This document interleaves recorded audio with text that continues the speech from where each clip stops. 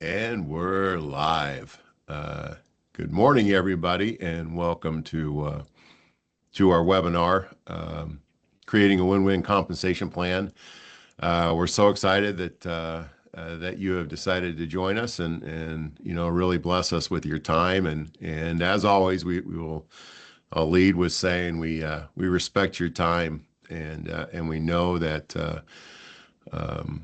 We want to take it seriously when you want to listen, when you're willing to listen to what we have to say. And what we have to say is just where our hearts are, and how to run retail hearing aid stores for fun and create an atmosphere where we can find joy in what we do. And in order to find joy in what we do, um, we need to create paths for people to be successful and for ourselves to be successful. But really, um, we just want a healthy business and a healthy work-life balance.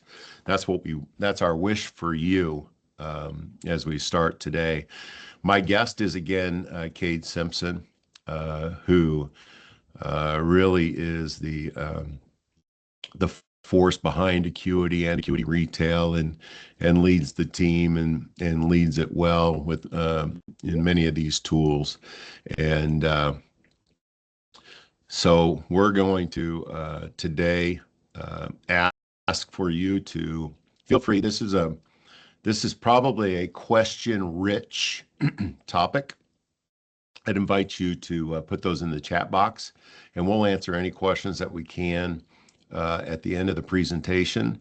And anything that we don't have time for, I will reach out to you individually. You can also email me. You can email Cade. Anything that you'd like to discuss after this as it relates to this topic or any other. So Cade, I think everybody that's on this webinar has been on previous webinars, but why don't you just give a 1-minute history of your life in the hearing aid business? Yep, I'm a clinician. I'm an OG clinician. I still keep my license. I worked for an uncle of mine and opened a few clinics and helped him run those, and then had the unbelievable blessing of becoming a part of the New Sound team with Randy Schomborn.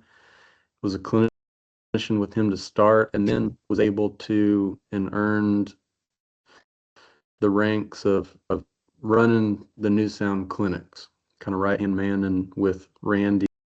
And then How many clinics was that? yeah, 70 plus, Yeah. 77, I think was the most locations we had. And then we merged into the Starkey retail world, and I was the national director of the clinics there. Of course, that also is it was an unbelievable experience and blessing to get to see many hundreds and hundreds of markets around the country, and leading clinics and teams at large scale and scope. So 7 years ago, we planted the seeds of what we're doing now. So we have 2 divisions at Acuity. We own our own clinics. We have 15 clinics right now that we've built up to. And let me throw this in there while I say that. It's something I'm really proud of. I do think it's a differentiator of us, Steve, where like we're on this podcast and we're going to talk about here's how you should run your business.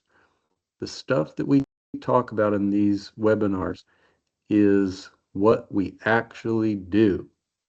It's what we actually do. When we talk about marketing, we talk about people, we talk whatever it is, whatever our topic is, it's literally what we're doing. And I hope that that gives us some credibility, that gives more encouragement and real life application to the people that are watching and giving their time to pay attention. So it's like I'd challenge, anyone else out there doing similar topics, ask them if do they own or run clinics? Maybe, but we for sure do. And I just like that a lot. So anyway, our other division is the business help side. We have all the services such as HR, bookkeeping, insurance, billing, collections, etc.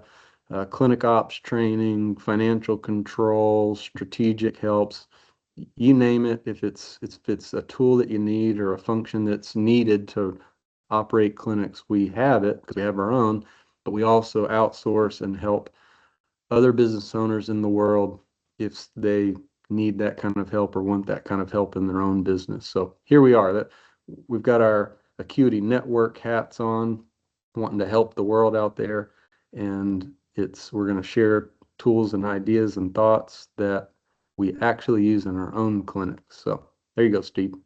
And I also think it's interesting. So you're a clinician. Your education is actually in finance, correct? Yeah, I have a dual bachelor's degree in business management and finance. Okay. I got my, but I like saying it like this, like degrees are good. It's fine. It's all life experience stuff. The best thing ever was working for Randy and, Yeah. and even in the Starkey world, it's like that to me is my degree. The piece of paper is nothing. I like saying I have a bachelor's degree in business and a PhD in Randy Schonborn, how to run a clinic in America. Yeah, I like to say that I have a doctorate in the William F. Austin School of Advanced Hearing Aid Studies as well. So we're just a Yeah. couple of guys that love the hearing aid business. Like to share what we're doing. So we're talking about employee compensation. If I had a nickel, my friend would say, for every time somebody said, how do I get this right? I think it's a good idea to start with why so many people get this wrong, Cade, and not so many people. Why have we gotten it wrong as well in the past? I mean, you don't create a win-win comp plan program without getting things wrong at first. Can you tell me what are some of the pitfalls, if you will, of what can happen when you start thinking about this and hiring people as you expand? Yeah, I wanna reiterate what you're saying and what our topic is today. Our title talks about compensation. It mentions retain, attract, so forth. This is going to be a focal point. The compensation of a clinician is the meat of today's presentation. We're going to give context using some of the other parameters and pieces of employees' life cycle with a company, but the going in depth in those will be other topics for other days. Today is clinician compensation. So why do many get this wrong? We'll go over a few points. One is, it's said anyway, market pressure. And quite often it's, well, in my market this, or in my market that, and so I've got to pay them 100,000. I've got to pay them 90,000. It could be, insert number here. Often when this is coming up, the number that's being said is what I'm going to propose is not low. It, especially as a base pay. That's kind of what we're talking about, as a base pay, and the base pays are high. Why is that? Why is that wrong? It's wrong because what happens, it's like we end up in these conversations because what happens is the productivity that the clinician generates doesn't justify that 90 or 100 or 110,000 that someone's paying. So that's one area of wrong. You have any follow-up question or comment on that, Steve? No, I think that's a good start. I want to, uh, I think that's a huge one where people think that that's just what they have to do. And here's the truth: you don't have to do anything. And what you can't do is you can't bring people into a broken model to begin with. You know, I Hmm. think I think another thing that they do is they just fall in love with a particular candidate, or they get competitive with the candidate, meaning if I just do this, I'll be able to land the deal and just get this off my plate. Um, Hmm. Yeah, those are another, yeah, couple of reasons. yeah. I've got Um, a, I've got a few more too. yeah. So here's another one. So what I just mentioned was kind of base pay centric. And then the other would be another is bonus centric. The bonus percents are too high.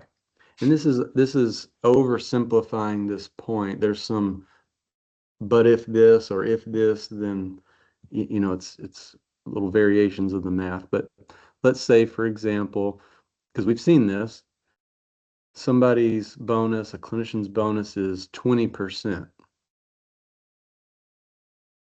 And so I'll mention more specifically what I meant by some of those. But if this, well, 20% of what? 20% of net profit? Is it 20% of gross margin? Is it 20% of total revenue or gross revenue or net revenue or payments collected? 20% of what? But let's just stick on the percent for a second, 20%. And again, what happens is we do maybe kind of napkin math and we think, oh, well, 20% is fine. We'll still have whatever left over. Well, add 20% plus whatever their base pay is. It ain't 20% anymore. And you end up in a place where the clinician is earning great. There's pros and cons to everything. What's a pro of a pay structure like that? They're probably not going to quit. But the business is suffering. The Yeah. clinic's not generating the profits that it needs to profit. So that's one. Here's another one, Steve. Even if the pay structure is mathematically healthy, let's say on your math and your planning, you say, okay, this makes sense. The clarity of tracking the metrics is not there.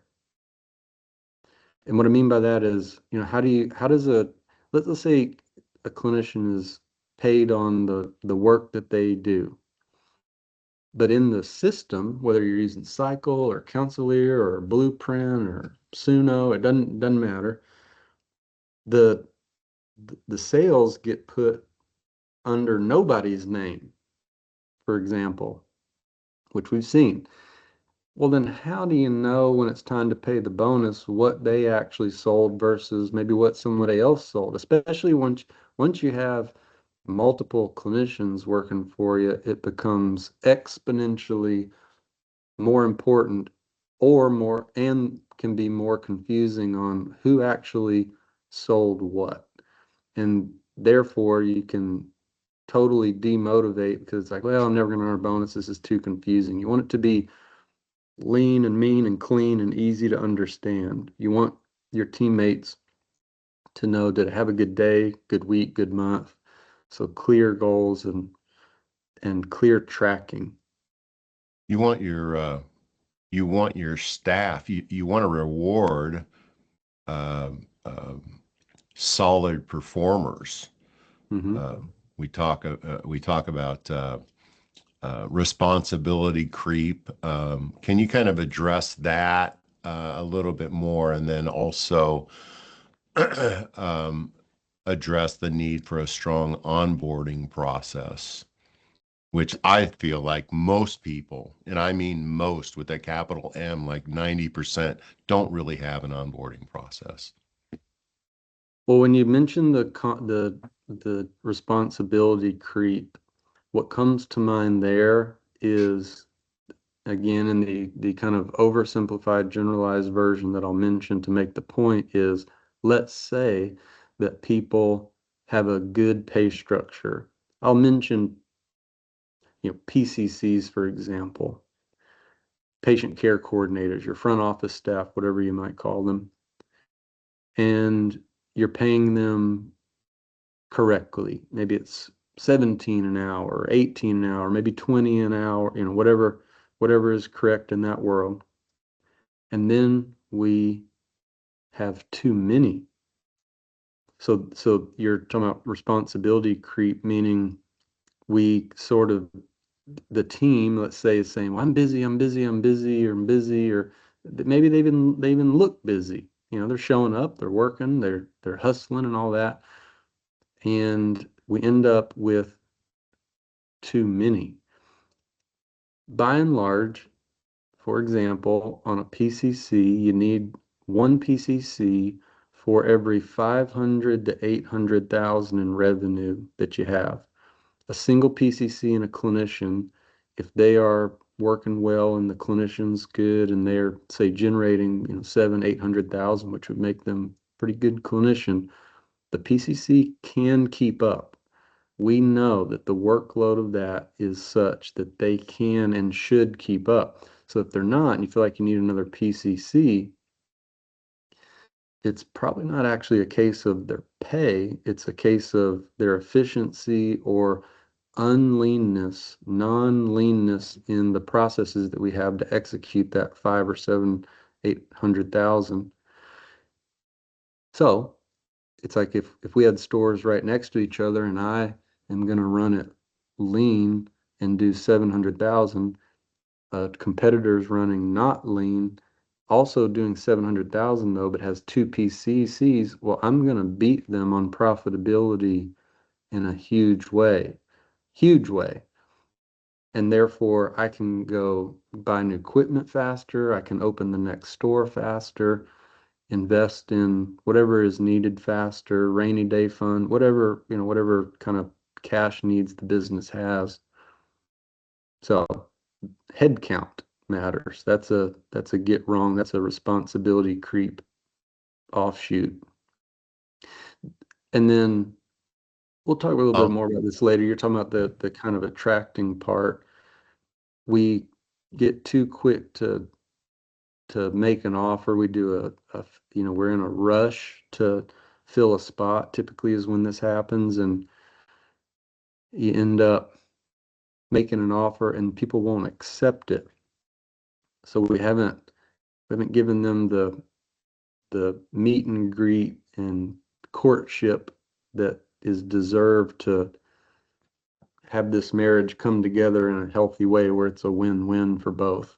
I'll stop there on that, Steve. I think we might talk about that a little bit more later. okay. I think we like to talk about things as being uh, simple math as we get into further analyzing. Um, Really, we like to make most of our decisions from a P&L standpoint. We want the P&L to drive our business, and this is not saying, everybody, that all we care about is money. No, what we care about is health. Um, and our business deserves to be healthy so that we can make those investments into ourselves and in our practices so that we can update our equipment, we can refresh our offices so that we don't start looking in 15 years at the same chairs or tables or whatever that have been in there for 15 years. We want to refresh and look good, and we want to expand our ability to take better care of our community. And to do that, you need a healthy business, and we want a healthy lifestyle for the owner in terms of creating an actual business that they're running as opposed to creating a job for themselves. Um, so it really is simple math. Um, Kate, do you have anything to add to that? Oh yeah, Oh this yeah, I wouldn't have had you on if you didn't. Steve knew I had more on that. The How did you know? The This element of our presentation, if you've been a regular attendee, you've heard this before. I like it being a staple of every presentation that we do. This webinar series is catered to the business owner, the CEO of the company. You're not going to have us see, for example, we're not going to do clinical training on a webinar. At least that's not in the plan right now. It is owner centric. That's who Acuity Network wants to work with, is the business owner. And in the balance of all things, in operating the business, the number one role of the business owner is the cash flow of the organization. The P&L matters. And we use the P&L as the reference point. Statement of cash flows, balance sheet, all those are the three top financial reports, but your cash flow matters. Not to mention you own the business. I love this train of thought because we're gonna be advocates of profitability, and not just profitability, but healthy, correct profitability. 20%. You can be higher, by the way. Higher is possible. 20 is minimum. That's where you got to be, especially if you have any desire of true financial health, healthy cash flows, paying off debts, not to mention a chance at growing in a healthy way where you don't have to over leverage yourself. If you want to cash flow your growth, and that is a game changer in the success of an organization, regardless of the scale or size. And for some reason, it is incredibly rare in our business. It is incredibly rare. The the other reinforcement point that I'd give on that, if you if you're as the owner, one of the hats that you wear, of course, is the investor. It's your money that you've got tied up. Well, you could take whatever money you've put into your business and go put it in the stock market, or put it in real estate, or put it in something else where you r really are. It's like I think people can see that, like, okay, I'm an investor in the stock. I own shares of this business. I don't run it at all. I just trust that it's healthy. That's why I bought it, because it's got a chance of growing and being healthy and so forth. And what's the S&P average return? It's like, floats around 10%, which compounds, by the way, you know. Well, as a business owner, you have to make 20% a year to sort of meet that, and meet at least, and maybe beat, hopefully, what you could do with your money in the stock market.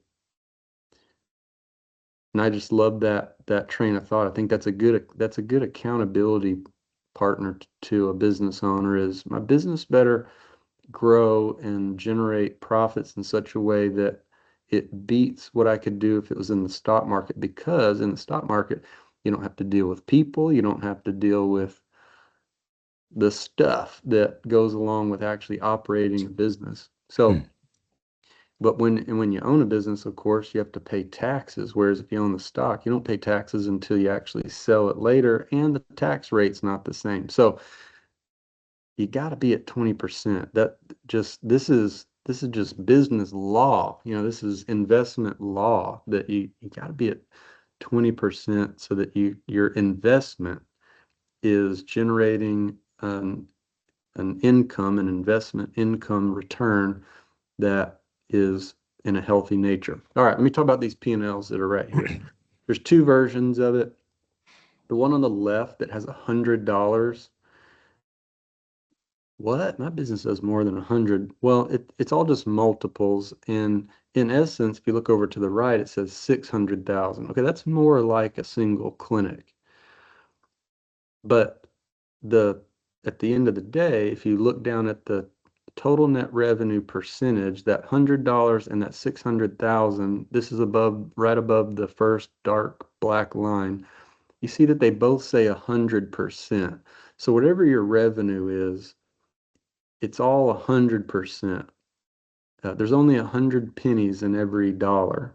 There's only $100 in every 100 whatever. So they translate to the same. So the one on the left is just giving that, here's $100 that you have to spend. How do you design the organization, design the machine so that the output is 20%? And then on the right is a more realistic actual spend on, let's call it, a average clinic, a decently healthy average clinic. There's four levers in our business. There's four. There's only four. There's cost of goods, personnel, marketing, and G&A. Cost of goods is reflected on what you pay for your product and then what you sell it for. Marketing, I'm going to skip personnel for a second because that's the topic of today. Marketing is, of course, anything you spend on direct mail or Google or Facebook, or, by the way, people that have a marketing role in your organization. If they do anything that is marketing related, their pay is actually a marketing expense, and that's where I'd put it in the P&L. Just because they're a human being doesn't mean that they're not marketing. One more little context point to that. If you are going to keep them in the personnel category, you've got to know you basically just robbed marketing and put it over here. Rob Peter paid Paul kind of thing and it all adds up in the end. G&A is your rent, electricity bills, and then it's also people that support the business that aren't clinic staff. Bookkeepers, things like that are G&A, not personnel. So when we talk about personnel, we're going to be talking about the clinic operating team. This would be your clinicians, assistants, PCCs, managers, trainers, anybody that's clinic operations. That's how we design, that's how we've built our P&Ls. So like when we actually show them on these, we've done this in the past on a few of them, show our actual P&L.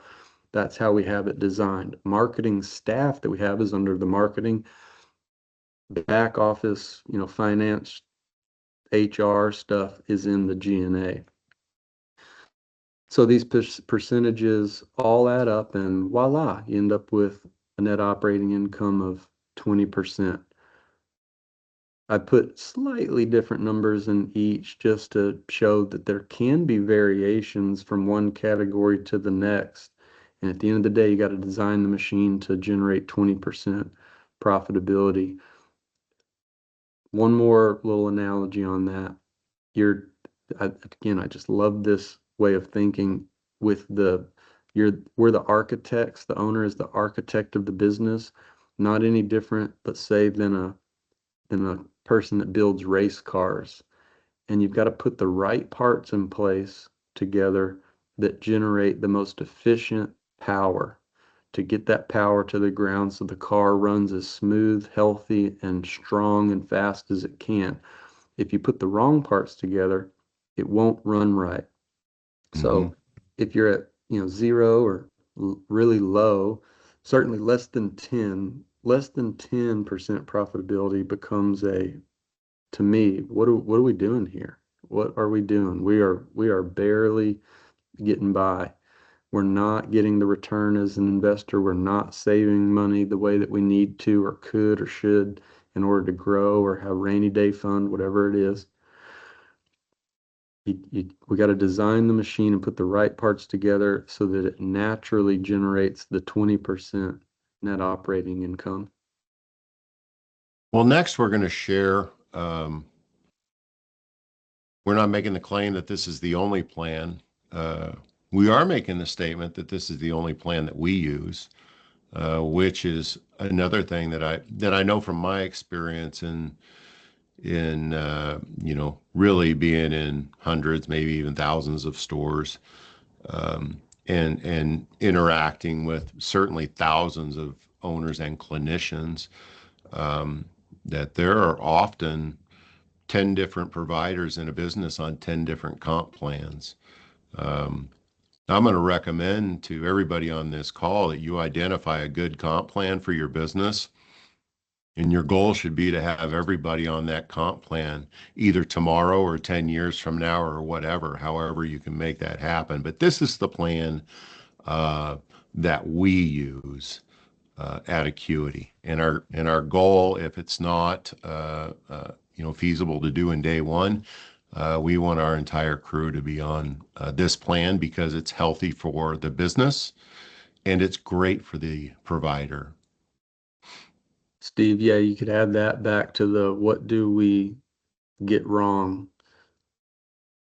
Multiple different comp plans when you have multiple clinicians is a get it wrong. It's complicated. You forget it's not lean and mean and clean. So I love that. Love that call out. The it just switched back to the acuity plan title slot. Okay. Well, So yeah, because we didn't do the 15%, but go ahead. no, well, Yeah. so on the P&Ls that we looked at just a second ago, it was about 28%. I think one of them said 27, one of them said 27 and a half, whatever. Call it 28% of the personnel P&L. Remember, that's your clinicians, techs, assistants, managers, trainers, PCCs. How much of that should be allocated for clinicians? I'm not going to go into here's how you get to that. The answer is you got to pay all those other people, PCCs, managers, et cetera, et cetera, et cetera. What should you allocate of that 28% for clinicians?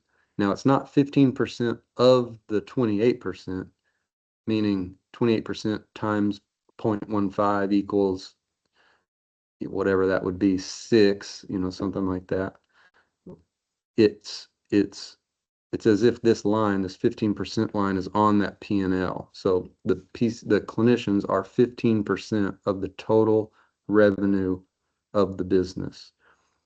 Whatever the comp plan is, if you can have it where their productivity of what they generate equals 15%, you've got a good comp plan. So that in itself, I think, is a lesson that could be a takeaway, even if somebody says, I don't like the comp plan structure that you shared, but that 15%, that makes sense. Let me go see what my clinician expense is, and let me see if I can come up with a clean, mean, lean compensation plan that gets to 15%. And if you can, that's just as good, especially if you can get everybody on it. It's easy to track. People know what they're getting, things like that. Okay, let's go through some actual examples. This is the meat of this is the climax of our presentation today, is these calculations. The example we're going to start with, just to explain some math, is the generalization example of the $600,000 clinic. It's not like it's a superstar $1 million clinic, and it's not a dud $200,000 clinic, just right there in the middle. Nice, good clinic, 600,000. If 15% is your budget, 15% of 60,000 is 90,000. I threw in a little asterisk bullet point there that hints back at one of those what we get wrong. It's seen it many times where the clinician is getting paid 90,000, let's say, as a base pay, and they've got some kind of bonus maybe, but it's just the base pay.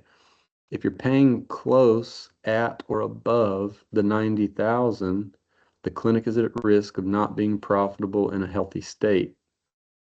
So what you want to do, our strategy, is to set a base pay that sets the business up for success. It gives some margin of fluctuation. If the performance is lower, we've got kind of a fail safe, but if they outperform it, good. We're doing good. So here's a suggestion. Instead of paying them 90, pay them 70,000 as a base annually. That 20,000 is a big difference for a single clinic. Now, the structure that we're going to talk about is a base plus bonus compensation. I don't think that's rare. That's not rare. We see it all the time. They've got some people have some kind of bonus out there. We're just doing math here. So if their base is 70,000, by the way, you can insert whatever amount you want. You could make the base pay 45,000 or 50,000 or 65,000 or 80,000. I mean, anything better than the 90. If 90 is sort of the budget of the clinic, anything less is a good start. We're going to go with 70, which is a pretty different starting amount. So now we're going to divide that 70,000 by 0.15.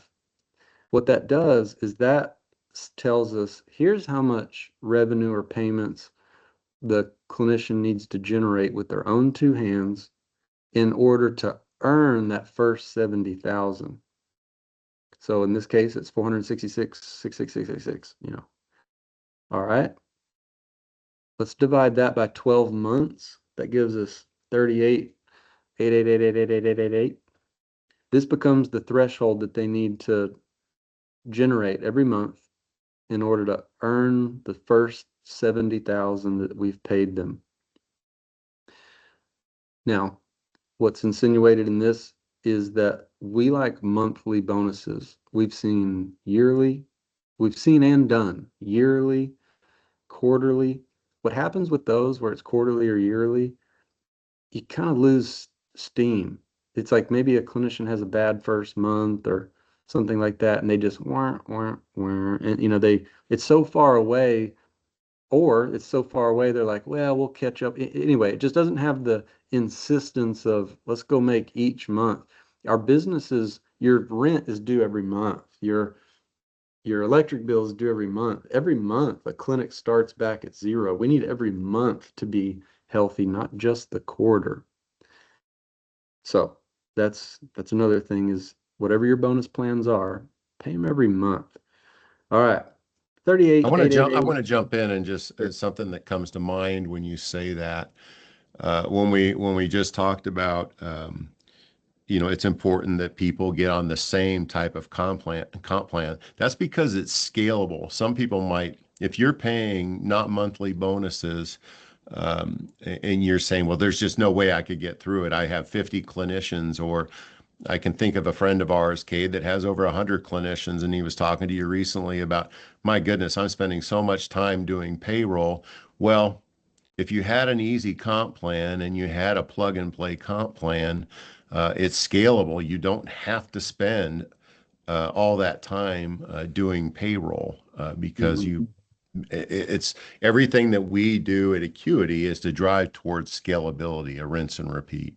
Yeah, I'll unpack that a little more again, put it back in the list of what we get wrong. It's the complicated bonus plan where, can you go back to that original, Yeah, that sure. one? I'm Don't sorry. change it yet.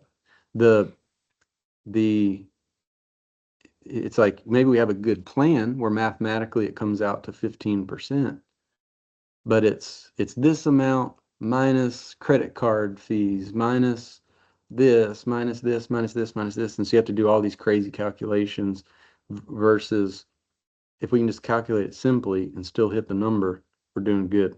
Okay, we're paying monthly. We've got a calculated monthly threshold minimum of 38,888.88. You should round it up. That number is hard to remember. Even though spreadsheets can do math really fast, it's just better if it's simpler. So I'm saying round it up to 39,000. It's easy, clean, good. You don't want to round it down. If you round it down, you've just broke through above 15%. By rounding it up, you actually go below 15%, just a little bit.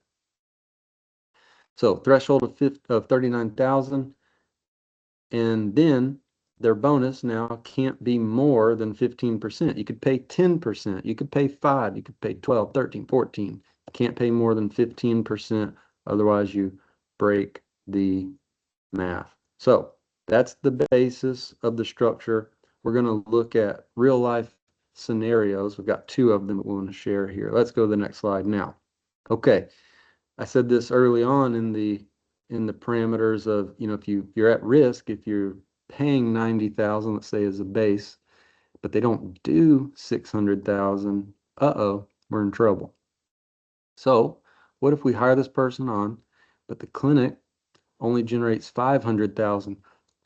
I mentioned on that first couple slides, revenue or payments. On this one, it says payments. That'd be another, if you take nothing else away, if you're paying on revenue, I would suggest you switch to payments. Payments collected, not revenue. Like if you're an insurance heavy business, your revenue, will generally outrun your payments in a significant way. So you're paying on all that revenue, but you only collected this much cash. You're putting yourself at risk. So it also incentivizes the clinic team to ask for payment and collect it, chase AR. It's got some little built-in safety factors for the health of the business in it, and we'll reward them for that work. All right, we did 900 or 500,000 in payments. Therefore, our monthly payments collected is 41,666.67. Remember, our threshold 39,000. So in a given month, their bonusable amount is just under 2,700. In this, you're not rounding what the bonusable amount is or what the payments collected are. It's the exact amount. So bonusable amount of 2666.67. Our bonus percent is 15. That means their bonus is $400 that month for 12 months, which makes their annual bonus 4,800. This clinician made 74,800. They didn't just make 70, they made almost 75,000. And then if you go, therefore, run it back on the math. Wait. Don't change Oh, it just sorry. 74,800 into the 500,000 that they collected in payments is a payroll percent for the clinician of 14.96. There you go. I mean, that's it. That you put yourself in a safety net by just lowering that base pay by 20,000, and they still earn some bonus and the clinic didn't suffer. You're still going to be profitable as long as your other costs are in line. Now let's go to the next one. So same clinician hire, but they actually outperform your expectations. They do really good. They're a hustler, whatever it is that has them generate 750,000 in payments. It's all the same math. They've collected 62,500 a month. Their net bonusable amount now is 23,500. They're earning 3,525 a month. Their annual bonus is 42,300 when it's all the year's all done, and their total income is 112,300. Go look at that clinic total payroll expense, 14.97. It's the same percent. So the clinic is still healthy, and 112,000, that's a damn good income. That's very, very competitive. That's what you want to sell, is this is a $100,000 opportunity. Here's the structure, how we're going to get there.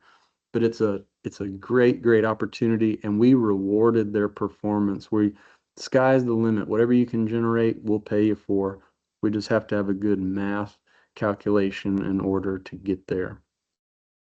I'm going to remind people too, Steve, that if you have questions or pushbacks or whatever it is, put them in the chat. It looks like we have some chat stuff going. We'll get to them. I'm just reminding us, type it up and we'll get to the FAQs in a little bit. All right, let's go, Steve. So this is all real interesting, Cade. How do we do it? You just do it. Well, it can go a few ways. It does partly depend on where are you. If you're in a place where, oh my gosh, we are running out of money. Oh my gosh, my P&L is not, my machine is built where we're not getting good horsepower. Our car is not running efficiently. You might have to take ground a little faster. Principally, though, you still are taking ground where you can. Here's two good ways to start. You grandfather in the people that you have, and all new hires go on the new correct calculated bonus plan. That's the best way to start, is just start with the next person. And now once you got them on board, check it off. You got that checked off, and we're waiting for the next one. And then restructure underperformers. What's insinuated in that is if you have clinics that are just really not earning their keep, everybody else is essentially keeping them afloat kind of thing, you're losing money anyway. Restructure them and say, again, I'm sort of shortcutting it because this is worthy of being a full-blown topic of how those discussions go, but restructure them. And therefore, if they're going to only do 400,000 or 500,000 or whatever, the structure is such that we still hit the 15%. And now it's much more palatable and is not tanking the business. If you end up losing them, well, you weren't making money anyway. The cost of if you're losing 5 or 10 or 15,000 a month on a clinic with a clinician, you won't lose that much if you didn't sell a thing and just paid the rent and the electric bill. You need to get it filled because you don't want your patients to go somewhere else, but it's you got to have the balancing act, and you do have to take action. So restructure underperformers. Those 2 points are very good ground that anyone could take or start from. The specifics of where someone should start will be more catered to where are you in your cash flow, health of your business. And then we've got here, create the tools that are needed. You don't want to just, again, napkin it and go, okay, we're going to rush into it. This is just what we're presenting today is just a shiny object. Don't go do anything fast like that. You need to think it through, come up with a tool. Like we've got an Excel spreadsheet tool that we can go pop, pop, pop, pop, pop, pop it in. We're calculating bonuses quickly, not to mention tracking it for historical reference. You also need clear metrics. We mentioned that earlier in that we're not measuring in such a way that one is easily trackable or allocated to the clinicians or the clinic that did the work correctly, and we don't present it to the team where they know what they did. So you want to scrutinize how clear and easy are our metrics to access and track. The other thing you want to do, of course, is set a marketing plan and give them all the support they need to give them the best chance at excelling. We actually want the clinicians to make 112, 120, 105, 90, whatever. We want them to make the money they want to make, if not more. So set them up with a plan. Don't just change the pay and good luck. You got to have the plan that is correctly investing in the clinic and supporting the clinic so that they have the best chance to succeed. Also in this would be your recruiting process, where it's, hiring a teammate it's like a marriage. And in a marriage, you want to have a healthy dating period. Well, we can't date for 6 months or 2 years or whatever and go through all that. It is fast, but you do want to make it as thorough as possible.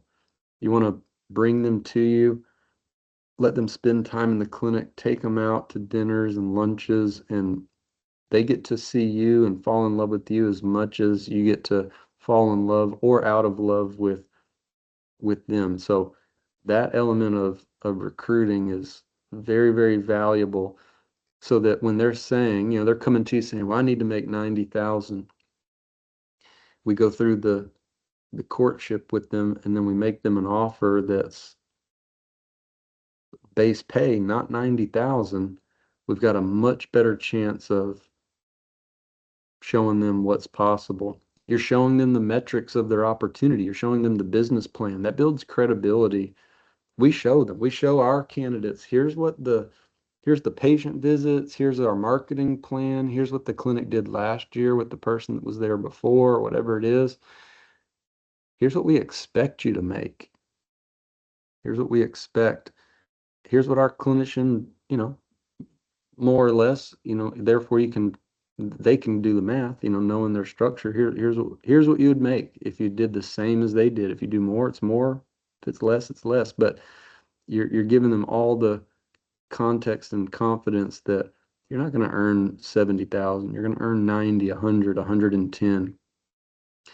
Another tool, I don't have it written anywhere in here, but another tool that you can use is a guaranteed bonus. Guaranteed bonuses or sign-on bonuses are one-time costs. So yeah, you might pay a little extra up front, but it does help get them to say yes to the opportunity and get going in the role. So you pay them 70,000, but look, this first year I'm going to give you a $20,000 sign-on bonus, moving expense, whatever you want to call it.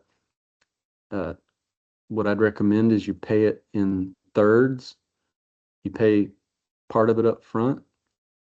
Let's say of the 20,000, you pay 5,000 up front, 5,000 after 6 months, 10,000 after a year.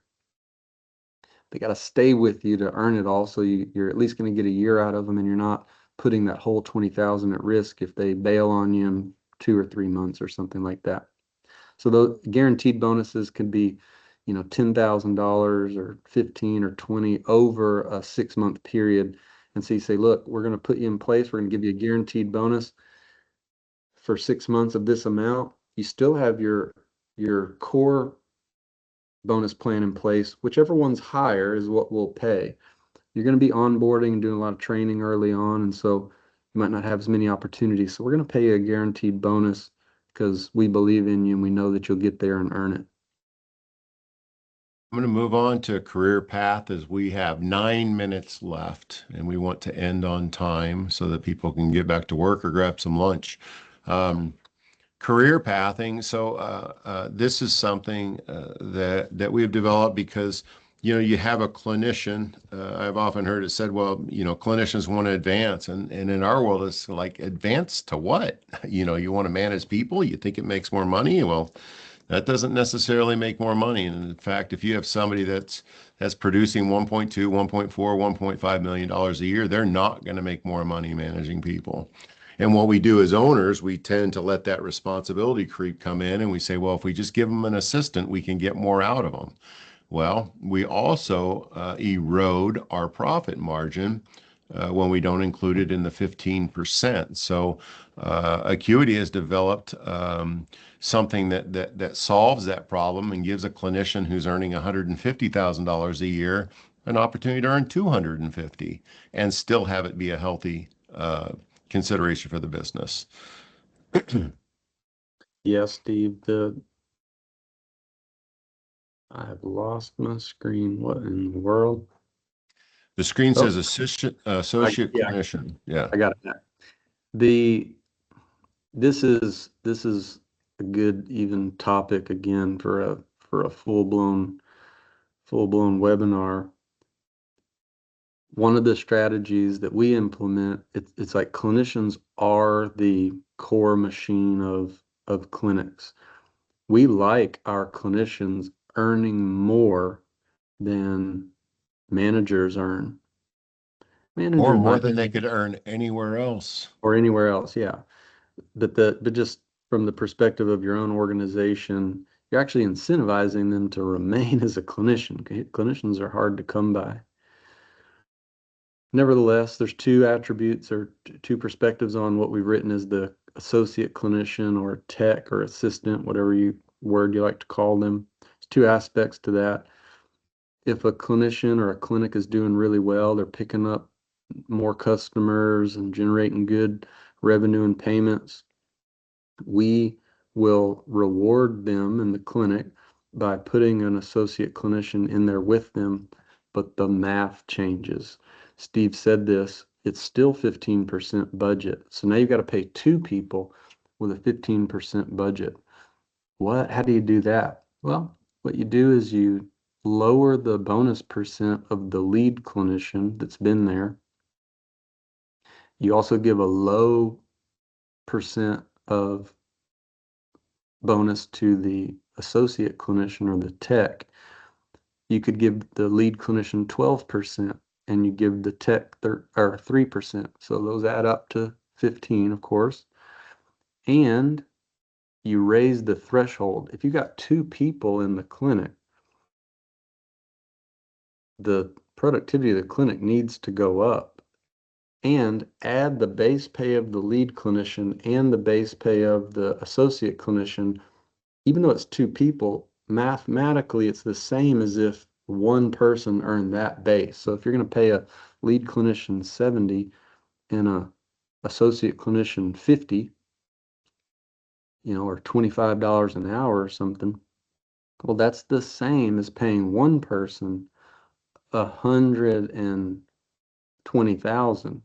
So the threshold needs to match that. So you'd go do that same math, and it's going to come out to about 70 or 80,000 in threshold. So team, we need you to generate that. And if you do, you're going to earn this bonus and you're going to earn that bonus. And it works really good. And again, it sets the clinic up for success. versus the pitfall of adding a tech where the productivity doesn't go up. All we did was pay more, but got the same result. I did put management in there as a career pathing opportunity for some people, having an organization where they can have that type of responsibility they might like. So it's not a opportunity. You do want to have different opportunities. And most times your manager candidates, they're not actually your top performers. They're more of your hustlers, your team builders, but not necessarily your top performers. And you can switch them into a manager type role. I think And that's a good. we've got a few minutes left, and we really just wanted to kind of tease this to kind of let you know, yes, we've thought about this too, if it was crossing your mind. And I'm going to go ahead and commit. We're going to sometime this year we're going to have a full webinar on the associate clinician because it's a really good topic to get into. Let's move on to our questions before we close.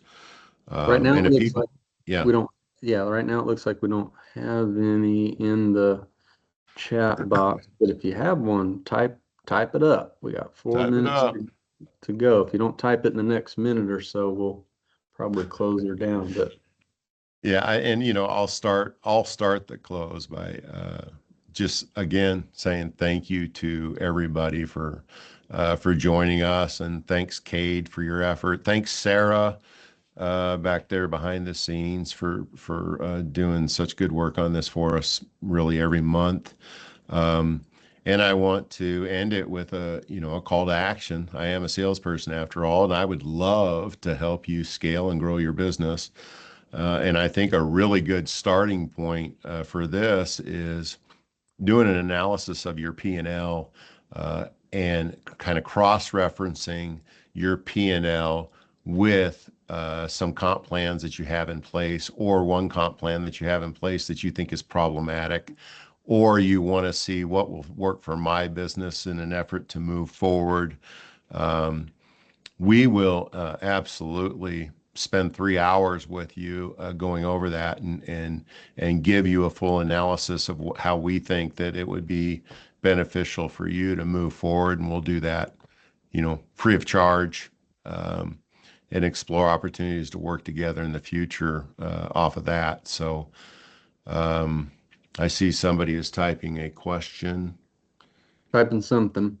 I'll add to Oh, Steve reminder that if people are interested, all of our webinars are on our website, acuityhearingnetwork.com, so you can go back and watch past episodes. under learn, I believe. They're all there. This one will be there tomorrow. Um, I guess that's it. Kay, do you have anything else? No, sir. Thanks for having me again. It's All right. fun doing the good work. All right. Go out there and find joy. Bye, guys. Bye, everyone.